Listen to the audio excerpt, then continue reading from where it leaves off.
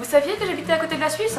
Ah, c'est charmant, les montagnes, le ski, la délation, tout ça. Ah, on s'y fait. On s'y fait. Je le vis bien. Aujourd'hui, j'ai regardé la vidéo de ma copine Laure, de mes petits papiers, qui a fait un super ultimate tag Harry Potter, et j'ai trouvé ça ultra classe. Au départ, je me suis dit, tiens, t'as peut-être l'idée de le faire. Et en fait, non. Non. Ce n'est pas que l'idée qu'un tag suivi par tout le monde ne m'intéresse pas forcément, c'est plutôt le fait que j'aurais aimé adapter justement ça à la sauce de mon univers en général, puisque Harry Potter c'est justement un monde que je me suis réapproprié d'une certaine manière. Du coup, Elema est à l'honneur aujourd'hui, puisque nous allons faire le tag Elema. T'es pas du tout mégalomane, toi. Et pour cela, je vais répondre aux 17 questions, j'ai pas 17 doigts, aux 17 questions que l'on pourrait me poser. Est-ce que j'aurais été envoyée à Papillon? La création de cette maison découle entièrement du fait que je ne me suis reconnue dans aucune des 4 maisons quand j'ai lu Harry Potter. Les Gryffondors étaient trop courageux pour moi, les Cervelles étaient trop intello pour moi, les Poufsouffles étaient trop normaux pour moi et les Serpentards étaient trop cons pour moi. Et donc je pense que c'est pour ça que j'ai créé Papillon, un petit peu cet endroit où les rêveurs ou les marginaux sont acceptés. Et là où je me serais, je pense, vraiment sentie chez moi si j'avais été à Poudlard, mais j'ai jamais reçu ma lettre. Et si quelqu'un m'entend là-bas, je veux bien recevoir ma chouette. La question numéro 2, c'était si Voldemort m'avait métamorphosé en cours en tant que punition, pourquoi j'aurais été métamorphosée et en quoi il m'aurait métamorphosée. Alors c'est très simple, quand j'étais adolescente, j'étais un peu une rebelle.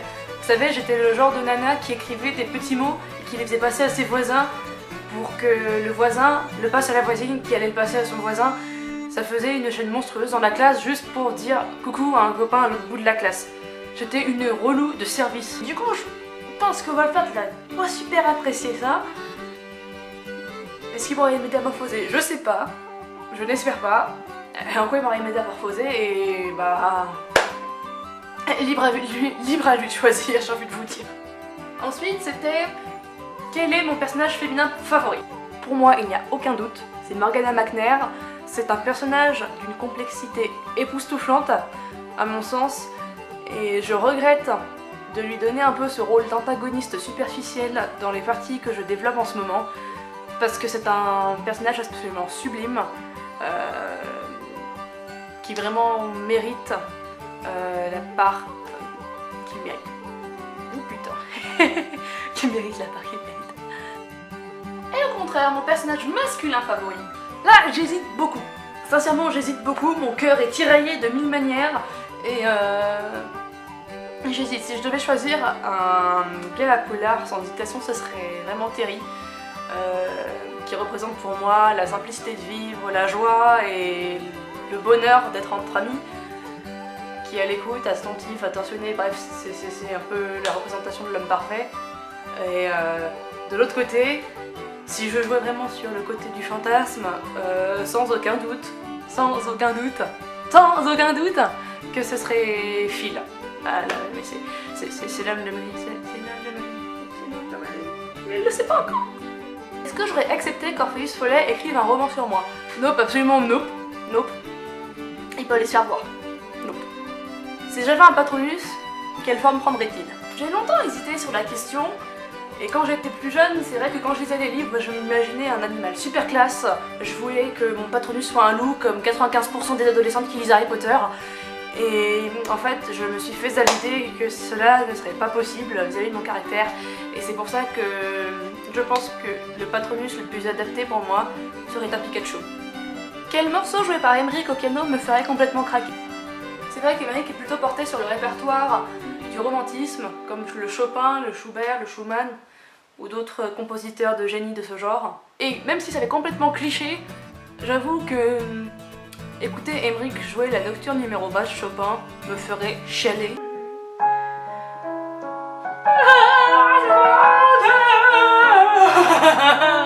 Si je devais prendre un poste au Quidditch, lequel serait-ce? Je pense que j'aurais fait exactement le même choix que Kate, j'aurais été batteuse, parce que je suis une brute.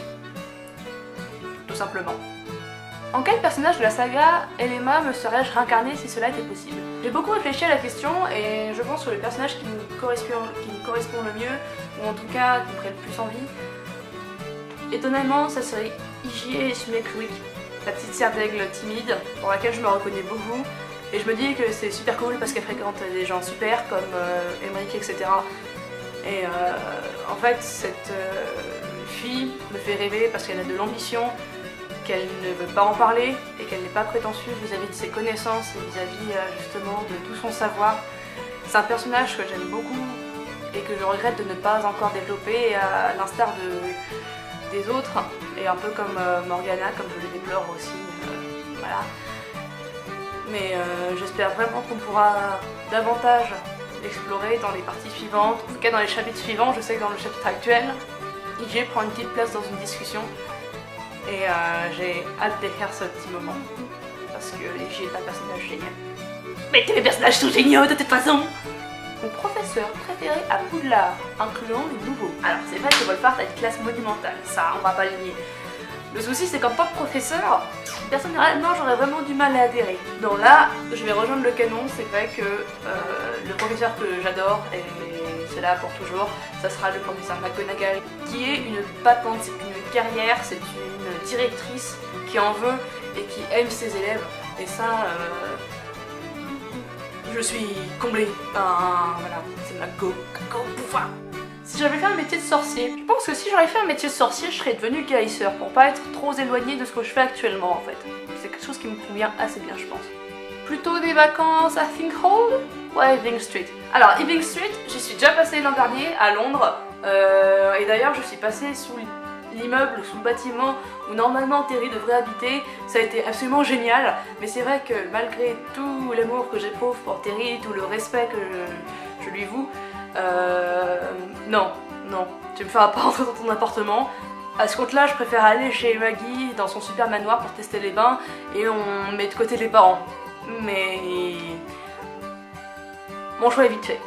Si je devais être enfermée avec un personnage dans une pièce pendant 24 heures, avec lequel serait-ce? Encore une fois, là je pense que ce serait Terry, parce que on pourrait avoir des super discussions, des super délires, on pourrait faire des paris, on pourrait s'éclater, alors qu'avec d'autres, je pense qu'il y aurait des plaintes, il y aurait des engueulades.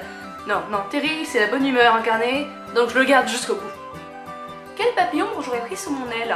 Là, exactement comme poste de batteur, je pense que comme Kate, j'aurais choisi le petit Leroy, parce que c'est de tous les papillons en fait, c'est celui que je trouve le plus sensible et le plus attachant de tous. C'est vrai que d'autres ont leurs petites faiblesses qui mériteraient qu'on leur donne plus d'attention, mais c'est vrai qu'ils sont beaucoup plus indépendants, ils ont plus de niaque et peuvent plus se débrouiller par eux-mêmes.